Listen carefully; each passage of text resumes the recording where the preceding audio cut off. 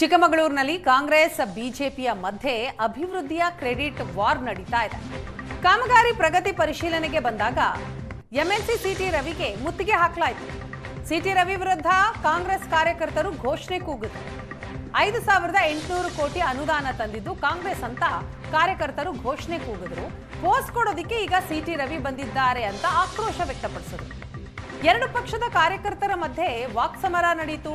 ತಳ್ಳಾಟ ನೂಕಾಟ ಕೂಡ ನಡೆಯಿತು. ಹೈ ಡ್ರಾಮಾವೇ ನಡೆದು ಹೋಯಿತು.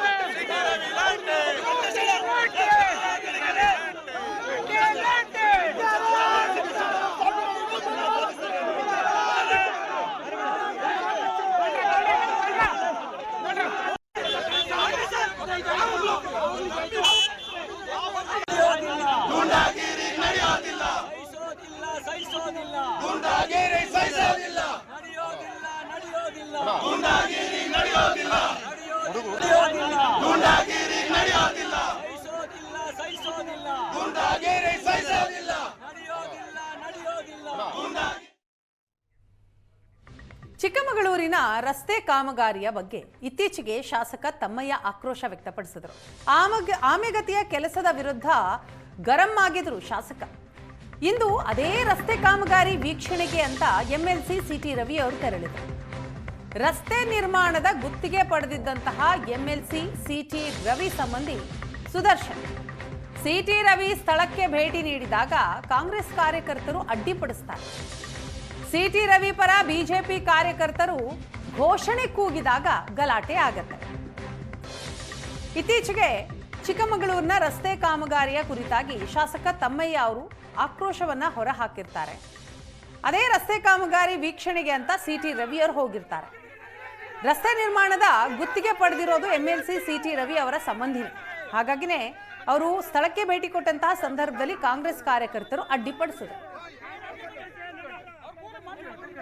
ಈ ಮೂಲಕ ಹೆದರಿಸಿ ರಾಜಕಾರಣ ಮಾಡ್ಬೋದು ಅಂತೇಳಿ ಬಯಸಿದ್ರು. ಗುಂಡಾಗಿರಿ ರಾಜಕಾರಣಕ್ಕೆ ಬಗ್ಗೋದಿಲ್ಲ. ಇಂಥ ಗುಂಡಾಗಳನ್ನು ಎದುರಿಸಿಯೇ ನಾವು ಬಂದಿರೋದು. ಮತ್ತು ಇವ್ರದ್ದೇನು ಹಣೆ ಬರ ಅಂತ ನಮಗೆ ಗೊತ್ತಿದೆ. ಈ ರೀತಿ ಬೆದರಿಕೆ ರಾಜಕಾರಣಕ್ಕೆ ಬೆದರಿ ಓಡೋಗುವ ಜಾಯಮಾನದವ್ರು ನಾವಲ್ಲ. ಹಲ್ಲೆ ಪ್ರಯತ್ನಕ್ಕೆ ಮಾಡಿದರು, ಆದರೆ ಓಡೋಗುವಂಥ ಹೇಳಿ ನಾನಲ್ಲ. ಎದುರಿಸ್ತೇವೆ, ಎದುರಿಸಿ ನಿಂತ್ಕೊಳ್ತೀವಿ. ಮತ್ತು ಇದು ಸ್ಯಾಂಕ್ಷನ್ ಮಾಡಿಸಿರೋದು ಕಾಂಗ್ರೆಸ್ ಸರ್ಕಾರದ ಅವಧಿಯಲ್ಲಿ ಅಲ್ಲ. ನಮ್ಮ ಬಿ ಜೆ ಪಿ ಸರ್ಕಾರ ಇದ್ದ ಅವಧಿಯಲ್ಲೇ 2022-23 ಮಂಜೂರಾಗಿರೋ ಕಾಮಗಾರಿ ಇದಿರ್ಬೋದು. ತೇಗೂರು ರಸ್ತೆ ಇರ್ಬೋದು, ಅಲ್ಲಂಪುರ ರಸ್ತೆ ಇರ್ಬೋದು. ಇವೆಲ್ಲ ಸೇರಿ 206 ಕೋಟಿ ರೂಪಾಯಿ ವಿವಿಧ ರಸ್ತೆ ಕಾಮಗಾರಿಗಳು ಪಿಡಬ್ಲ್ಯೂಡಿದು. ಅಭಿವೃದ್ಧಿ ವಿಷಯದಲ್ಲಿ ನಾವು ಸಹಕಾರ ಕೊಡ್ತೀವಿ. ನೋಡಿ, ಈಗ ನಮಗೆ ದೇವರು ಅವಕಾಶ ಕೊಟ್ಟಿದ್ದ 2018ರಿಂದ 2023ರವರೆಗೆ 5 ವರ್ಷದಲ್ಲಿ